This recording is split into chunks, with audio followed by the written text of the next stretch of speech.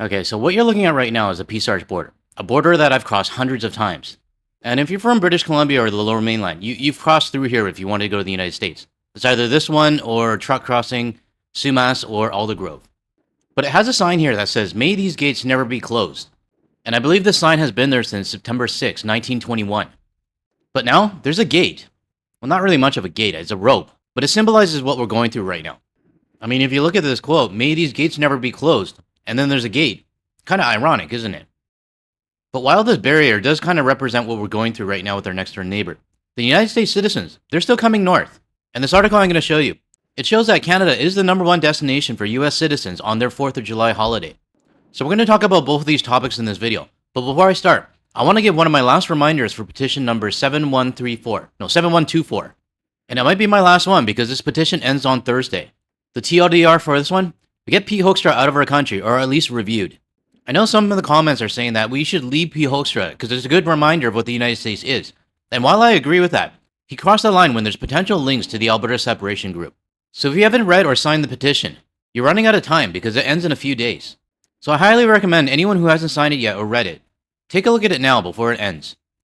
Okay, I want to get started first on this Peace Arch border situation. For the viewers that are not from the Vancouver or Lower Mainland area, the Peace Arch border crossing is probably the main one between British Columbia and Washington. There's also the truck crossing. I mean, they're pretty much side by side almost. But this park has always been open for citizens on both sides of the border to be able to visit. But the fact that there's now a rope or a quote-unquote gate, it kind of symbolizes where we are right now. Because, I mean, this thing has been open for what, over 100 years? And it's not just within the arch. You can see here, it goes right across the entire border. One of our GTL viewers actually lives a few blocks away. And he said he's never seen a barrier like this before. It's kind of sad, to be honest. I mean, this is the point where we're at right now with the United States. Now, there's a lot of debate online on social media on who actually put up these ropes. Some are saying it's the Canada side, or the RCMP. Some are saying it's a Washington State Park. I guess it really depends on what side of the border you're on. But regardless, the fence is up. And whether the United States put it up or whether Canada put it up, it's there. And apparently it's there because of the FIFA World Cup. I don't know if I buy that excuse. But I'm a little disappointed with PNW Daily's response to this. Let me read it out. It's on the top right corner, top left corner. "If I'm being honest, I never thought Canada would erect a barrier at the Peace Arch. I'm sad, I'm angry, but above all else, I'm annoyed at the stupidity. Nothing about that rope makes you safer in Canada. But what it does do is hurt the immigrants with families on each side that eat there for meals and fellowship every day and every week. It is counter to the entire premise of the park and insults the capabilities of RCMP and Border Patrol officers to secure the borders." Now, he said that CBP told him that Canada put up the barriers. But you can see in the other comments, there's conflicting reports saying that's either a joint thing or else Washington put it up. And then there's a comment in the middle right. "You gotta be kidding me. After all the bullshit that Taco Tuesday has put Canada through, you're gonna complain about this crap. Give me a effing break."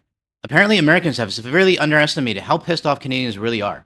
Now, I have to agree with that last comment. I mean, if the Canada side did put it up, good. If it's the US side, I'm not surprised. But let's not forget what the US government did at the Stansted Library. Basically forcing Canadians to make another door so they can enter through that way instead of going through the US. And let's not forget what this witch did. She was at the Haskell Library on the US side, then she jumped over the line to Canada's side and called it the 51st state. Oh yeah, and basically told us to get a new door, you're not allowed to come in through the US side. So when I hear US citizens bitching about this little ribbon thing, all I have to say is sorry, but give me a fucking break. Your country has done a lot more damage to Canada and the rest of the world than this little ribbon that crosses the Peace Arch border. And it's not even 100% confirmed that it is the Canada side. There's conflicting reports everywhere that it says both. And even an article here from the Peace Arch News, let me read it out. Peace Arch News reached out to Canada Border Services Agency, US Customs, and Border Protections in BC and Federal RCMP, and the Washington State Parks Department, after CBSA deferred all questions to the RCMP and or US agencies, and after the US CBP email said that the state of Washington, likely the Parks Department, apparently put up the barriers. That doesn't sound like Canada if you ask me. But this park, it's half yours and it's half mine. And quite frankly, I could care less about this park versus the global chaos that your country is causing. If it was Canada that put it up, we have our reasons. If it's your side, I'm not surprised. But any US citizen blaming Canada for this is really showing your US exceptionalism. And you really don't understand what your country is doing to Canada. So let me know in the comments below, who do you think actually put up this barrier? And let me know your thoughts on this as well. Now, just because that stupid barrier is up at the Peace Arch, excuse me, it doesn't mean that US citizens are not coming north. And this article from thetravel.com, it's titled, Americans flock to Canada during record travel period, as Canadians continue to skip the US.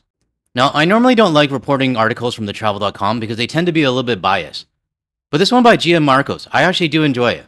And like always, for those that are just listening or the visually impaired, I'll read this one out for you. A record number of Americans are set to travel during the 4th of July week, amid the ongoing US tourism slump that even the 2026 FIFA World Cup is not fixing. Based on AAA's latest travel projections, the number of Americans traveling at least 50 miles from their home during this period has surpassed last year's record. Oh, nice to see Americans getting out of the lower counties. Many of them are heading to Canada as Canadians visit the US remain down. Canadians' cross-border travel is the primary driver behind the decline in the US tourism, while America remains Canada's largest international tourism market. Here's a closer look at the one-sided travel dynamic shaping the busy summer season. Next section is titled Canada's Top International Destinations for Americans During Record July 4th Travel Week. AAA released its 2026 Independence Day travel forecast earlier this week, ranking Vancouver, Canada as #1 international destination for Americans between June 27th and July 5th. Now, before I show the complete chart, I want to state something. I have no problems with US citizens coming to Canada.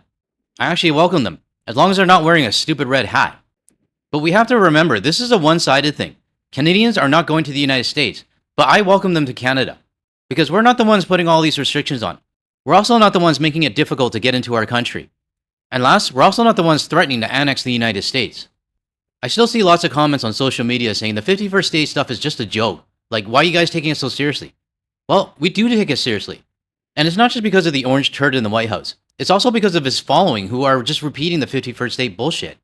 So for me, any US citizens that's repeating the rhetoric, you are not welcome in my country. And this is just my opinion. Let me know in the comments below if you think I'm being too harsh on this or not. Now moving on. This follows Bloomberg's April report about the American travelers flocking to Canada this year, recording a 10% boost from 2024 to 2025. It is expected to go even higher this year. Americans' top international destinations for 2026 4th of July week. #1, Vancouver, Canada. Well, I guess the Peace Arch border as well as YVR is going to be pretty busy. #2, Rome, Italy. #3, Dublin, Ireland. #4, Paris, France. #5, London, England. #6, Calgary, Canada. #7, Reykjavik, Iceland. I hope I said that right. #8, Amsterdam, Netherlands. #9, Athens, Greece. And #10, Barcelona, Spain. Now, you gotta step back and think about this for a minute. Why are US citizens not staying home on their 250th anniversary, the July 4th, the Independence Day, the day where everyone chants USA, USA, and like jets flying over above and stuff like that? And everyone dressed up as like American flags. But some random feedback that I got on my channel, I mean, people still send me emails. I've had US citizens tell me that they do not want to celebrate their country's birthday. They do not want to give any money to their economy. And they're embarrassed to be Americans. I've had people tell me that they're going to come up to Canada for the 4th of July, or they're going to go to Europe, and they want nothing to do with their country's celebration. Which is why I'm not surprised to see this list, because I'm sure there's going to be millions of US citizens that are deciding, hey, I don't want anything to do with this, so they're just going to go somewhere else. Now the next section is titled, Why American Travelers Are Flocking to Canada. Alongside the convenience of a shorter drive and flight times, the favorable currency exchange rate of the US dollar versus Canadian dollar is a particular appeal for Americans. Over the past year, Americans have increasingly complained about the rising cost of domestic travel. In the note, it says 1 USD equals $1.42 Canadian as per exchange rates. In February, the travel reported that more US travelers are making sacrifices in 2026 to afford too expensive vacation costs and hidden fees. Furthermore, the US Travel Association said that the release last week that the travel price index increased 9.8% year over year, mostly due to rising energy prices brought on by the Middle East conflict, which your own president did. Now, us Canadians, we hate it when the United States uses the exchange rate as an excuse for us not going to the US. It's simply not true, and I believe that they're using the exchange rate just to make themselves feel better. I mean, hell, I was going to the United States when the Canadian dollar was only at like 60 to 65 cents, so it doesn't make sense. But with all this exchange rate talk in the US media, it is actually doing Canada a favor, because US citizens are learning that it is cheaper to vacation in Canada. And to be frank, I'm pretty sure most of them didn't know what an exchange rate was. But Professor Wayne Smith from the Toronto Metropolitan University helped to explain this in a video that he created for the GTL channel, I think 6 days ago. And he helped to explain why all of this exchange rate talk from the US media is a good thing for Canada, because these US citizens who are choosing Canada are helping our economy. So if you haven't checked out that video yet, I'll leave a link in the description below. Now back to the article. However, Americans are not only vacationing in Canada more, there has also been a huge demand for Canada's new citizenship by descent law across the US causing a massive backlog and leading to a year-long wait, as well as increased scrutiny on some applications. Now, I also just did a video on this as well, where thousands of US citizens got their certificate and then the Canadian government asked to give it back. Whether the person submitting documents had invalid documents, or the Canadian government, they just overlooked it. Either way, someone made a mistake somewhere. But if you want to check out this video, this one will be in the description as well. Now moving on, Canadians continue to avoid the US despite slight travel rebound. While Canada is seeing significant spike in American visitors, Canadians continue to avoid the US despite a slight back-to-back monthly rebound in cross-border travel. New data from StatsCan shows a 9.5 increase in resident return trips from the US in May compared to the same month in 2025. This follows a 1.4% year-over-year increase in April. However, overall Canadian travel to the US remains down by 28.7% compared to May 2024, before President Taco Tuesday was elected. Many Canadians continue to avoid the US due to the Taco Tuesday administration's elevated border scrutiny and immigration crackdowns. Based on an April update in a Longwoods International survey about Canadian travel sentiment, 6 in 10 Canadians, 57%, still say they are less likely to travel to the US in the next 12 months due to the country's government policies, trade practices, and political statements, such as the recent 51st state remarks. 35% of these discouraged Canadians are replacing their US vacations with domestic travel, 25% are opting for other destinations abroad, and 13% will cancel their trip. Now, I have to comment on this. When we had the back-to-back months of travel increasing to the United States, I knew the US media would eat this up. We started seeing headlines like, oh, the Canadians caved, or the boycott is over. And I even saw one headline that basically said the Canadians couldn't resist the United States. Seriously, fuck that. They'll say anything to make themselves feel better. Because the sentiment in Canada has not changed. And there's enough of us in Canada and even internationally that will not go to the United States anymore, and that will make a long-term impact on their economy, whether they like it or not. Moving on, Europe is a leading alternative, followed by Mexico and Asia.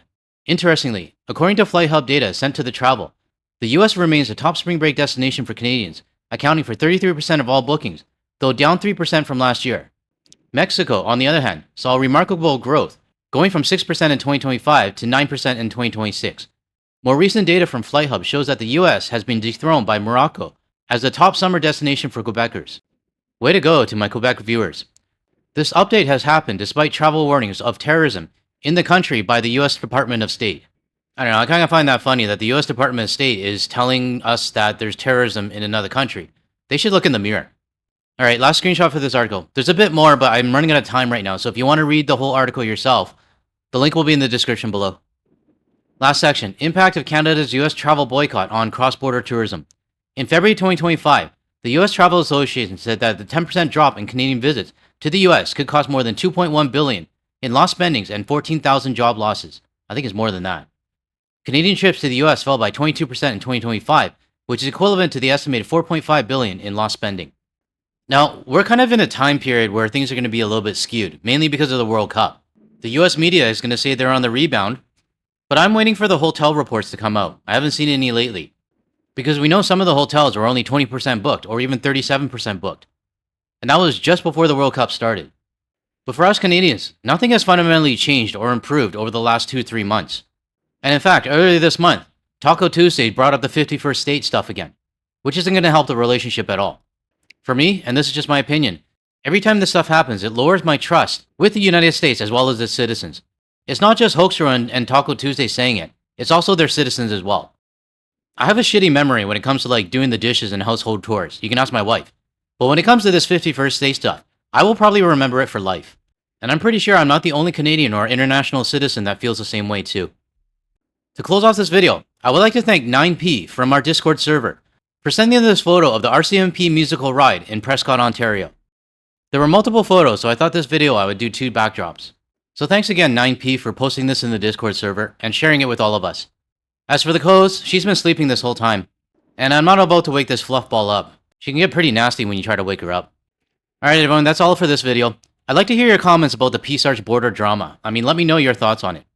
If you found any value in anything I said today, or you want to hear more from a Canadian and international point of view, without the US media bias, make sure you hit that like and subscribe button below. That way you'll be notified of my future videos. And don't forget to hit the bell icon and select all as well. Now if you want to see more of my videos, check out the ones that are going to show up on your screen shortly. Thanks everyone, I'll catch you in the next one.